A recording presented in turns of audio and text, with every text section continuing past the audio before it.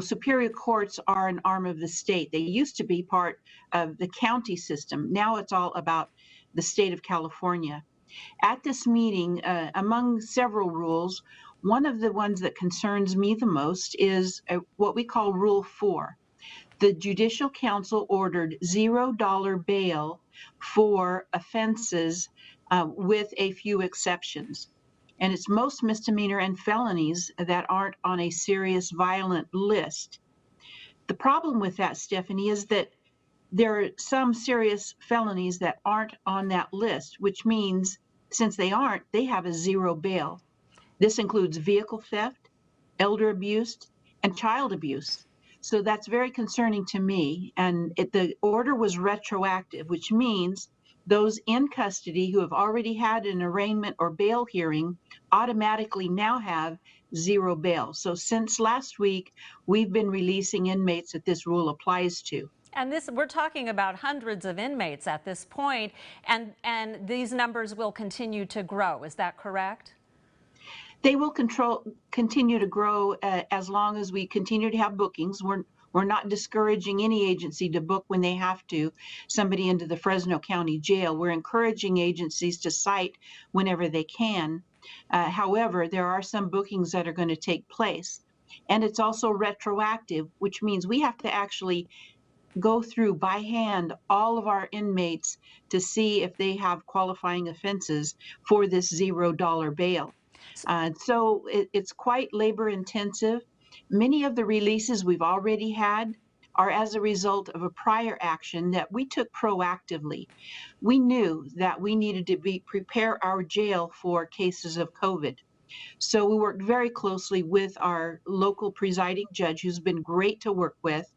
And he allowed us, gave me an order that gave flexibility. So that allowed me to release inmates who were already sentenced, already going to be released within 30 days of their final release date. And we released several inmates to make sure that we had room. And the problem was now the judicial order came without taking into consideration what we were already doing to make room in our jail. It was a one-size-fits-all blanket order across the state without that consideration. So just so that to understand this, some of the people that have been released were close to their release date anyway.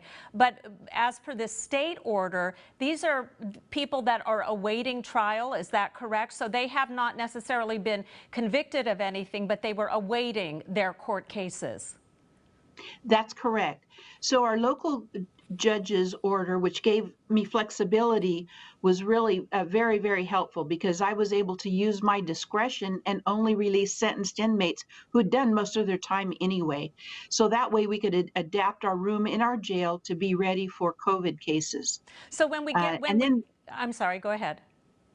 And then the judicial order was on top of that. And you're correct, because that applies to inmates that are pre-trial, have not been convicted yet, and are waiting in the jail for trial process. So, of course, the community wants to know, as a result of these releases, how does that impact safety for people who live here? What are your thoughts on that?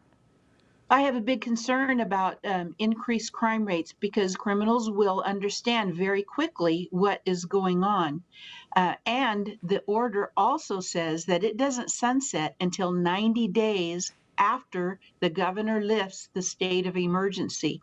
So even though we were out of a state of emergency when the governor decides that, we've got 3 more months when this rule will be in effect. All right, this is going to impact us for quite some time. And just for the record, at this point, no COVID-19 cases have been determined in the jail. You have not had any confirmed cases at this point.